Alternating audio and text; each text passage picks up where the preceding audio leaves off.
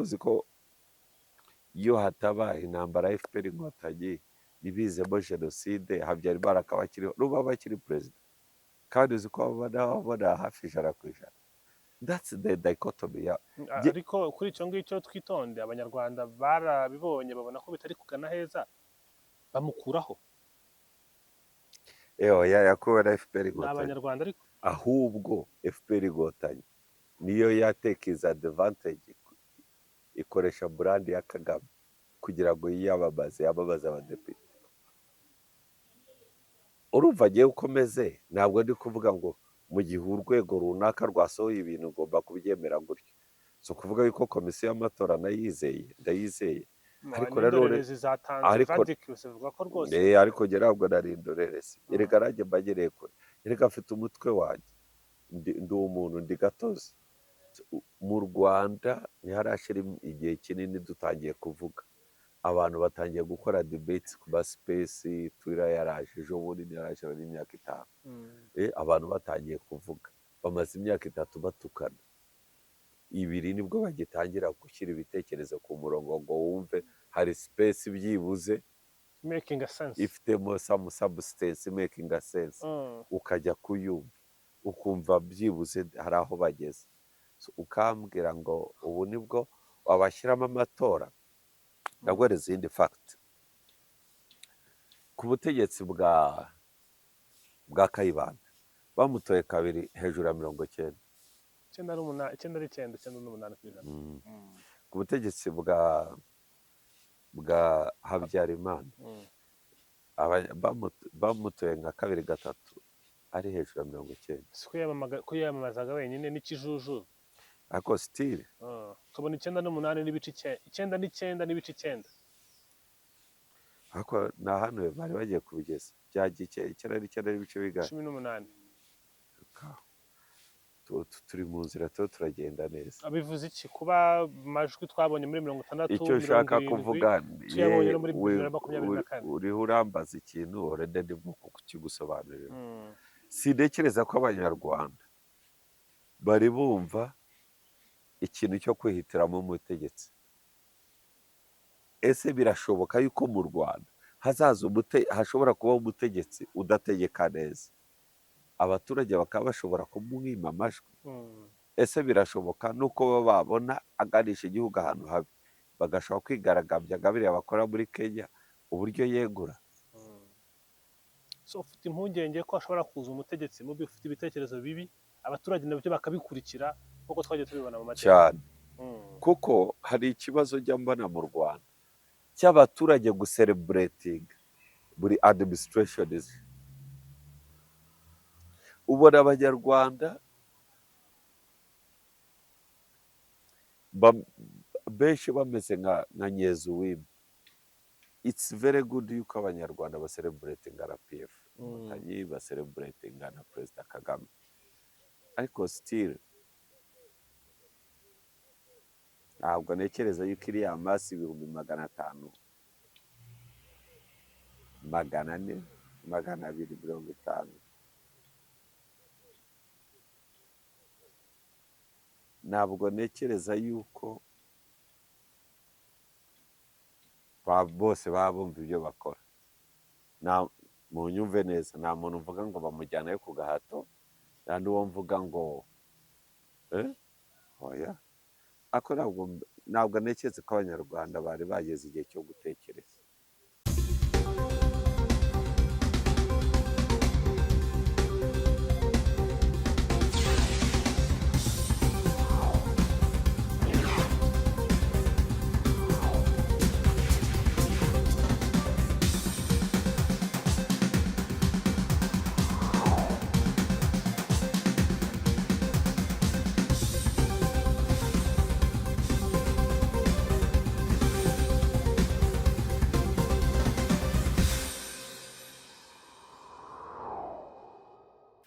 Yego, mwongeye kwirirwana amahoro y'Imana bakunzi ba One Nation Radio Diaspora Nyarwanda, ijwi rya diaspora. Turi kumwe n'umusesenguzi wacu Mugabe Bob.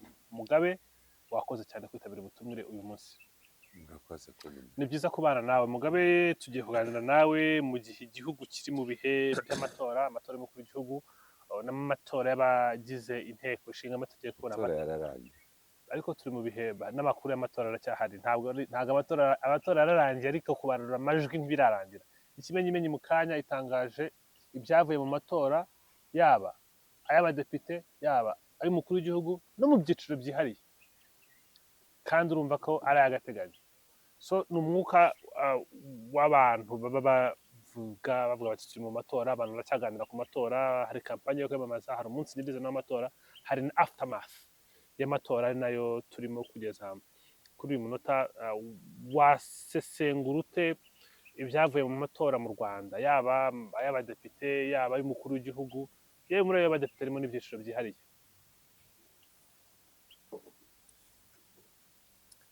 uriya matora abamo ibice bibiri bikomeye kwiyamamaza ariko kurimo imigabo n'imigambi muri make nabyita nk'uko waba ufite aya maso ukayajyana ku isoko kuyagurisha yego abantu bayagura biterwa n'uko bayakunze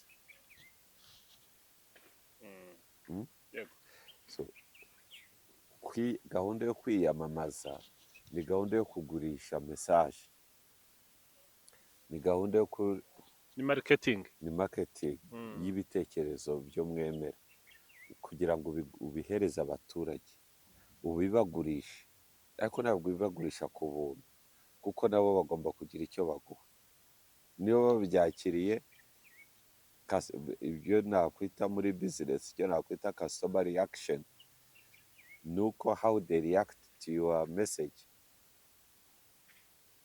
reaction isize ko nahita mu kinyarwanda uko bakira ubutumwa ubazaniye n'ibyo uhagarariye bigaragara mu ntambwe ya kabiri ibyavuye mu matora ndavuga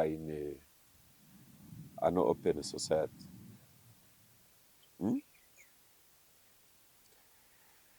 cyo ni icya mbere icya kabiri habaho exercise ikomeye cyane yo kubara amajwi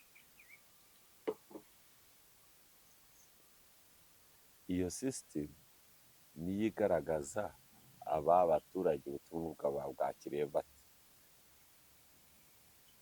so muri ibyo bintu bibiri nakubwiye bigize amatora reka ntugere usubire kuri cya kindi kimwe iyo wiyamamaza uba utanga ubutumwa ariko hakagombye ubundi kugira ngo ibyo bintu byo ku marketing ibyo ufite ibyo wemera bigerweho neza nuko ari environment ikorohereza kugera ku bantu urugero niba wateguye yuko muri bwiyamamariza hano mwabyumvikanye n'inzego zose ugiye guhinduka ku munota wa nyuma icya kabiri niba ugiye kwiyamamariza hano uhe kugira uburyo uvangirwa icya gatatu niba wateguye kwiyamamaza hano ibyangombwa wabihashyize kandi ubyamamaze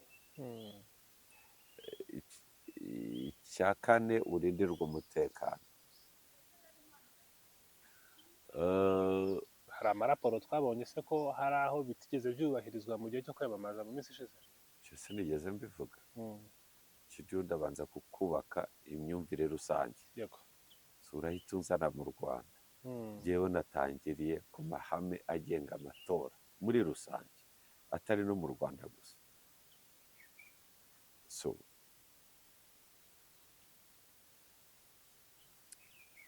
ibyo bintu bine cyangwa bitanu biri ku mukandida bigomba kuba ari ibintu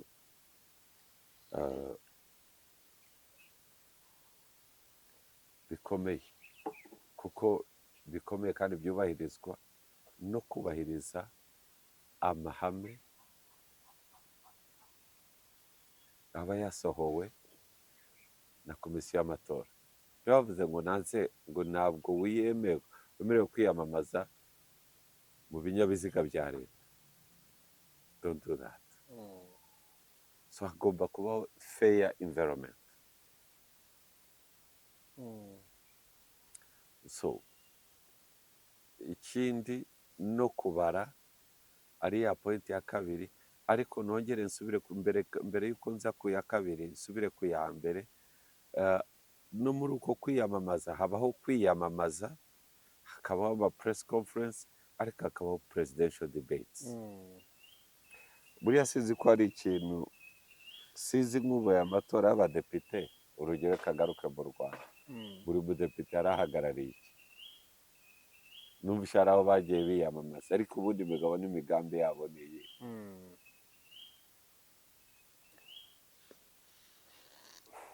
Nsanga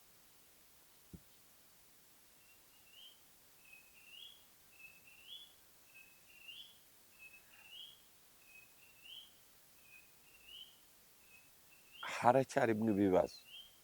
One, mu kugira ngo twemezanye ngo ese abiyamamaza biyamamaje mu buryo bukwiye kandi buri fair.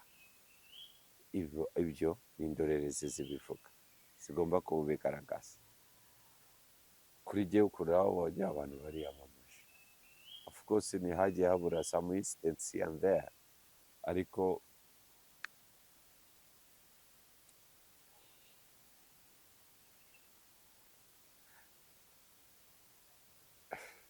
hari nk'aho numvise ngo za Ngomara handi wigeze kwambaza yego ngo sinzi ubwo bateguye kampanye ebyiri ya Green Party zihurira hanyuma kandi kirazira, kubera yuko ruriya rutonde na porogaramu baba barukoze bagishije inama komisiyo y'amatora kugira ngo abakandida babiri be kuzahurira mu karere kamwe. yego ibyo ngibyo byo kugira ngo kampeyini ebyiri zihurire mu karere kamwe ni ikibazo giterwa n'uko nk'abayoboke b'ishyaka riri ku butegetsi FPR Inkotanyi, they do it batitaye.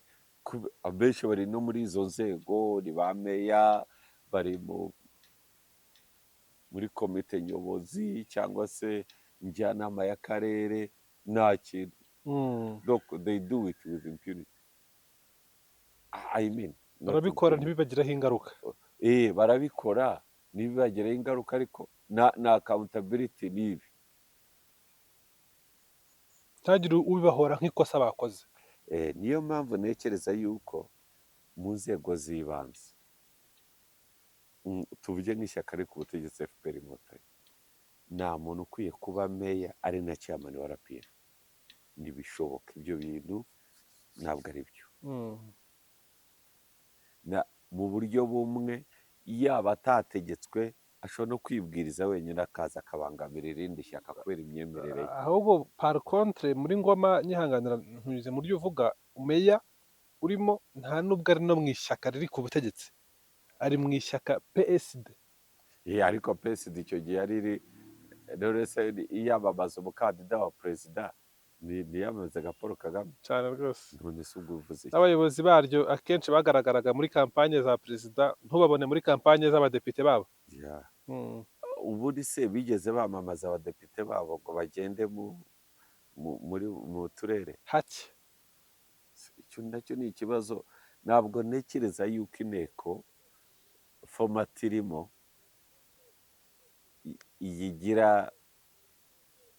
iyihereza value.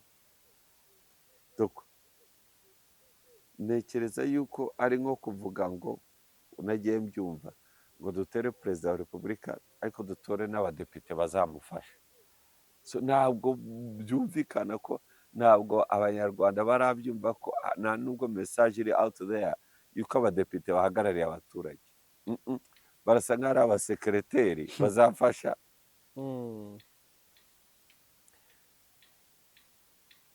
It's very good yuko abanyarwanda basereburatinga RPF Inkotanyi, basereburatinga na perezida Kagame, ariko still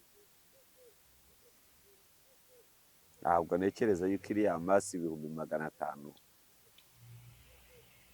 400, 250, ntabwo ntekereza yuko bose baba bumva ibyo bakora. nta munyumve neza, nta muntu uvuga ngo bamujyanayo ku gahato, nta n'uwo mvuga ngo oya, ariko ntabwo ntekereza ko abanyarwanda bari bageze igihe cyo gutekereza. hari wenda ntisi bose, ariko hari abanyarwanda batarageze igihe cyo gutekereza. Benshi ntabwo batekereza. buriya nujya ugenda ukisanga uri mu kivunge cy'abantu 10 mugiye mu kintu kimwe, ntabwo mwese mba mwagitekerejeho neza. haba rimwe bagitekerejeho batarenze 2.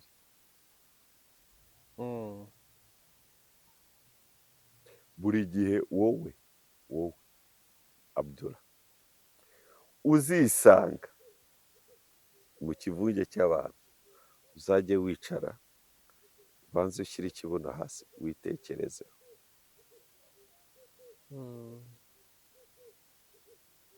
abantu benshi benjoyinga batwarwa n'ikivunge. se twese ko tujya muri konseri, akenshi igihe nagiye muri konseri z'abahanzi benshi n'abakunda, ariko kubera ko numvise hype bayita gute mu Kinyarwanda?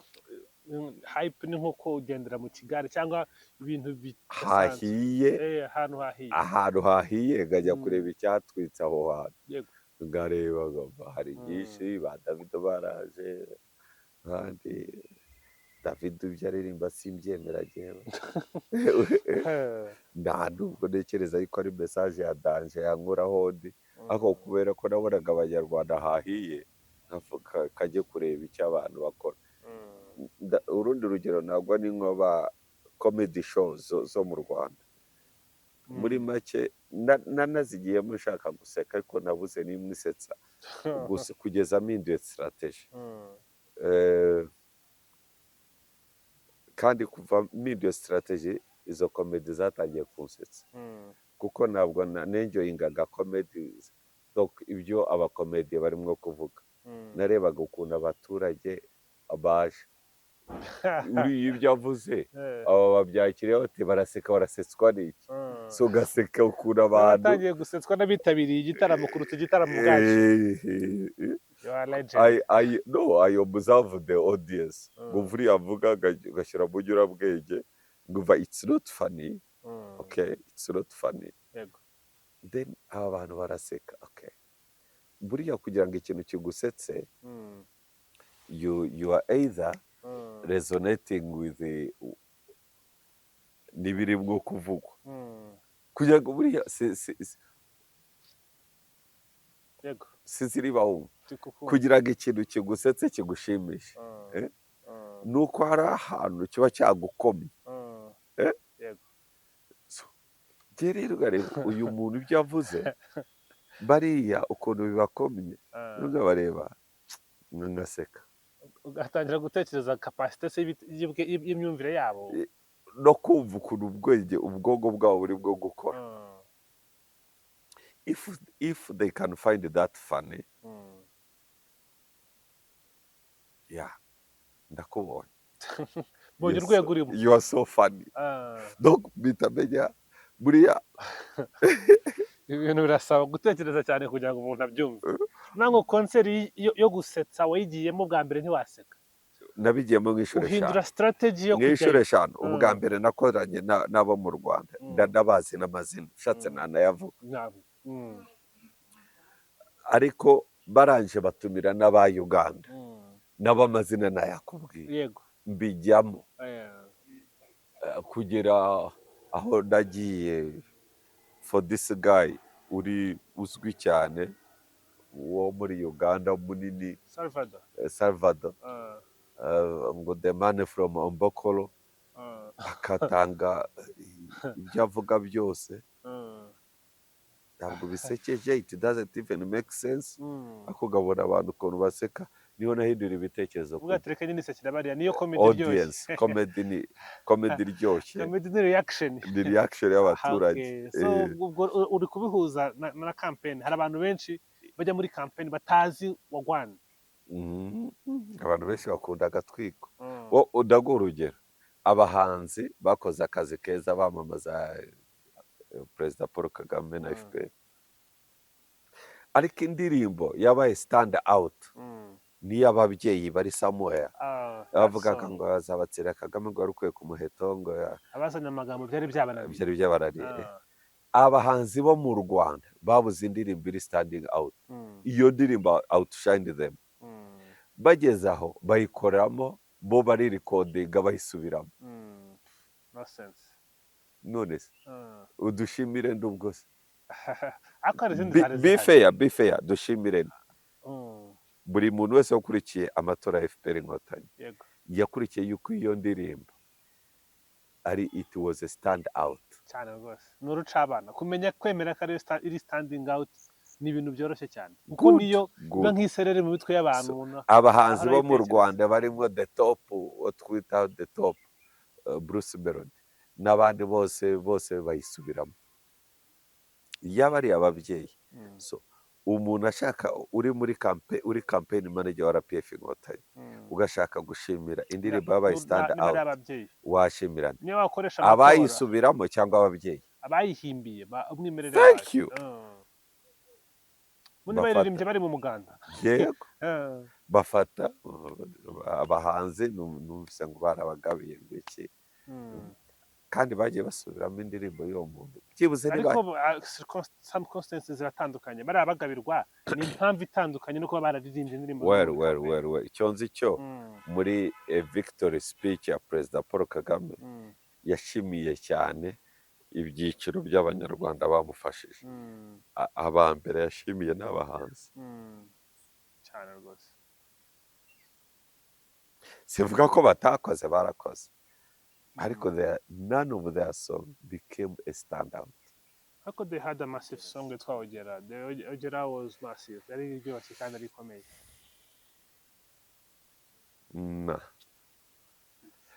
Uyiriretinze nazabatsinda Kagame naho byahurira like imwe yajya bonuza kuri Billboard, indi no mu Rwanda ntabwo yaba popular.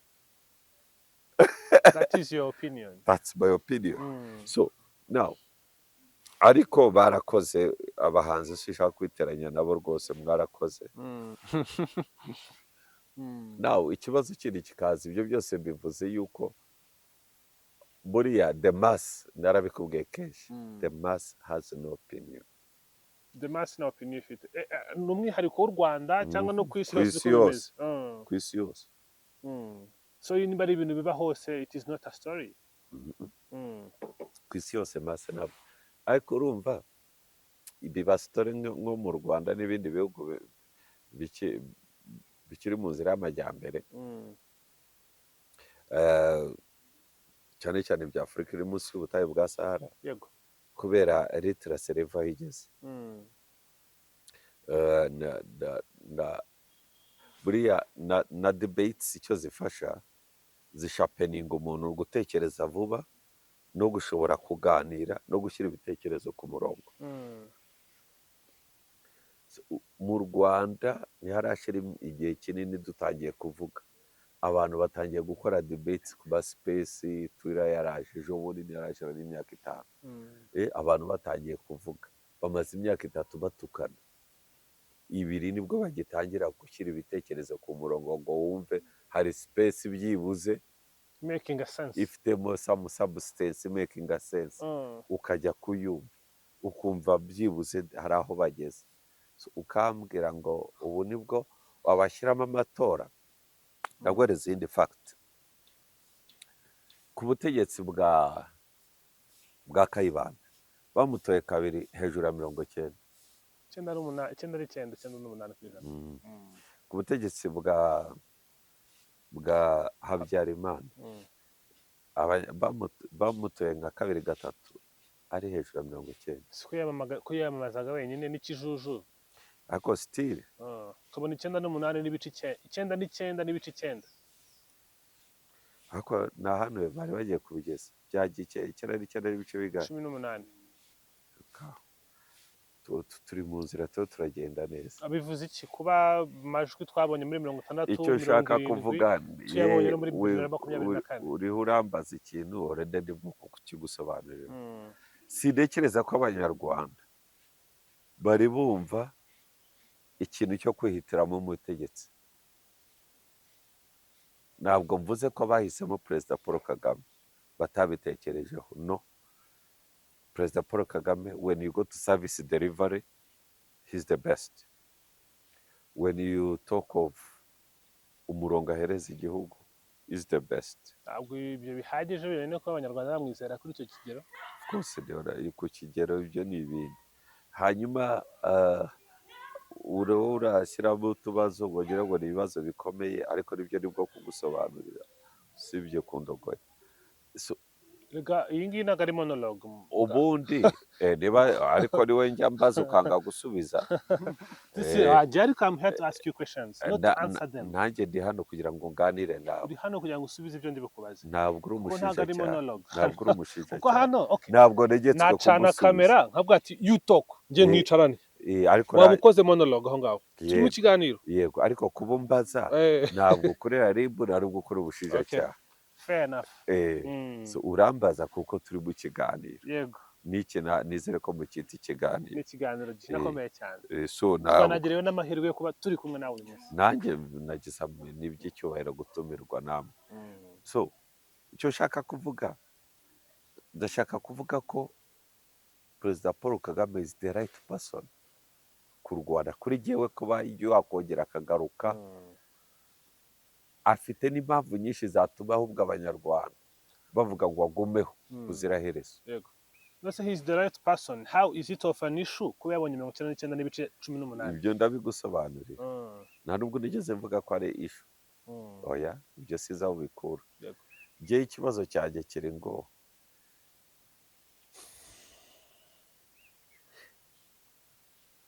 sidekereza yuko hari igihe unyumvaho nahereye. Nahereye kuri Kayibanda, uzana Habyarimana, ngeze kuri Perezida Paul Kagame.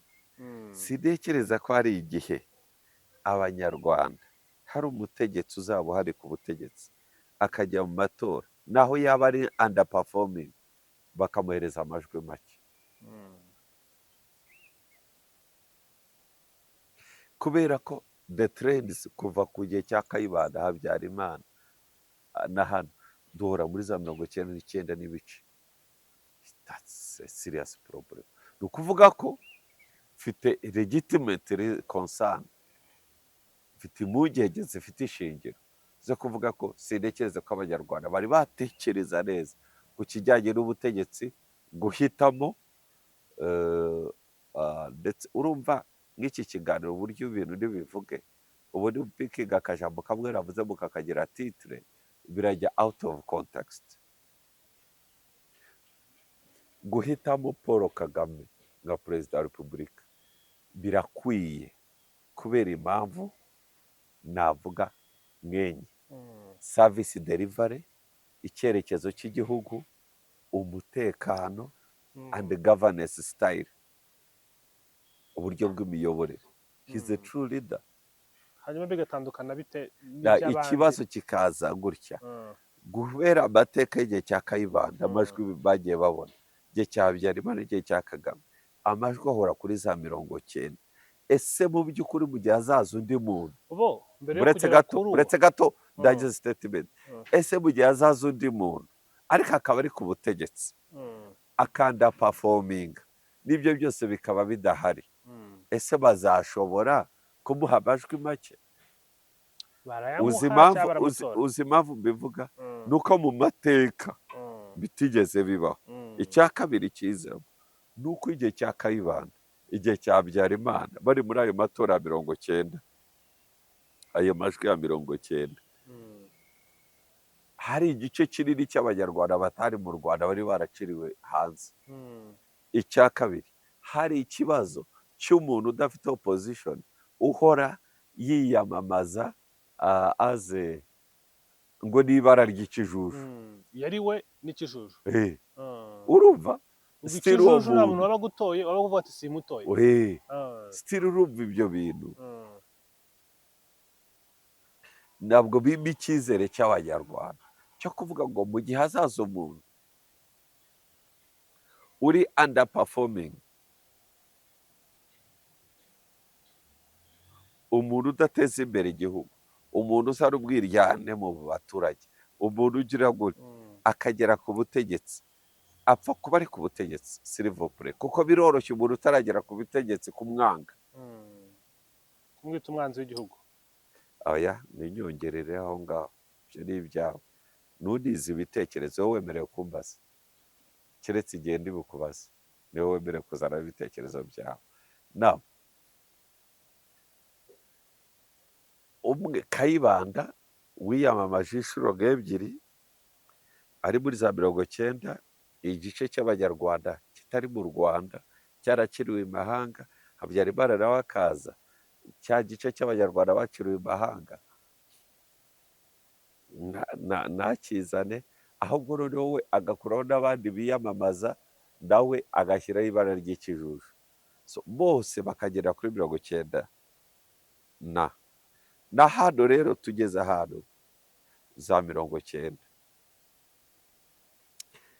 noneho nkibaza ngo mu gihe tuzabona undi muntu utari Kagame, tuvuge akatunyura ahantu muri humye akisanga yabaye perezida. Muri urugero nka perezida Bizimungu, ntabwo mvuga ko yakoze nabi, ariko yananiranywe na FPR imukuraho.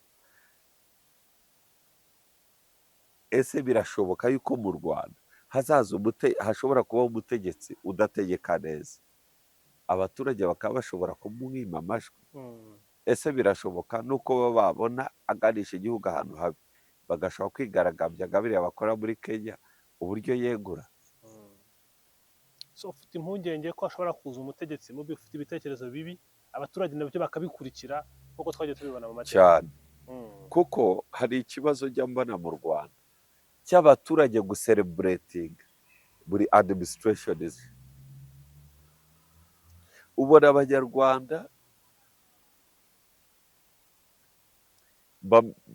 benshi bameze nka Nyezuwimbi.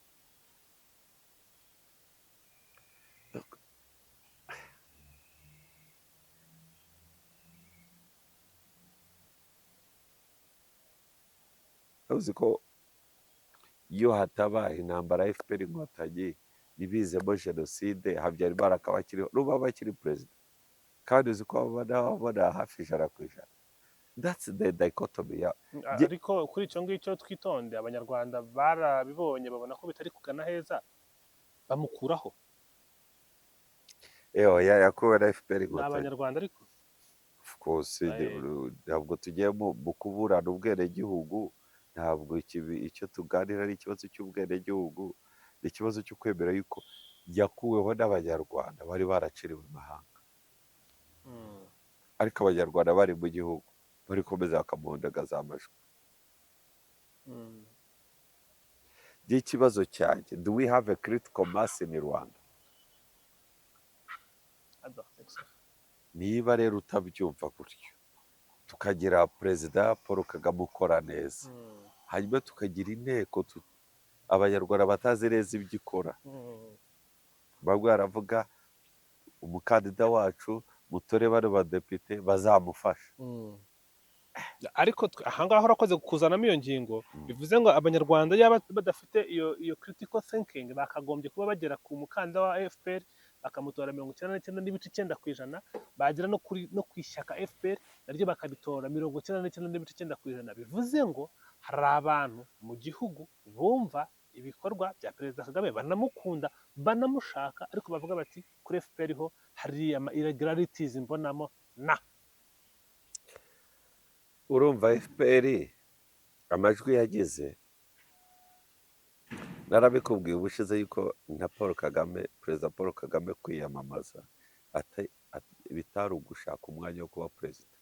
Niyo atanga kandidatire akaguma yicariye iwe cyangwa mu rugwiro agakomeza akazi nk'ibisanzwe, yari gutsinda cyane.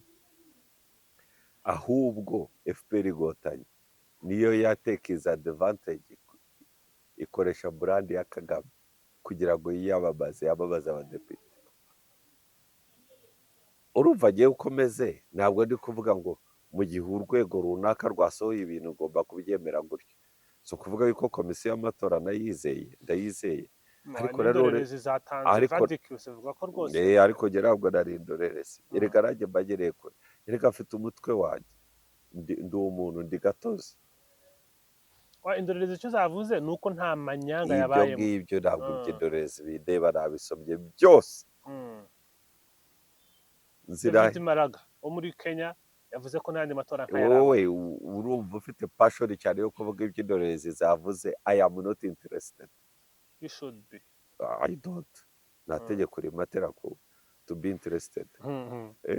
Njye ikibazo nibaza kidakomeye ni iki? Yego. Ariya majwi yo mu nteko niyo FPR yabonye Mhm. cyangwa nayo komisiyo yagennye? That's okay. Icyo ni ikibazo nibaza. Mm. Icya kabiri, ese urutonde rw'abakandida ba FPR rwaba rufite ikibazo cyatumye ruba affected mu badepite? Yego. Kandi birashoboka cyane, birashoboka cyane.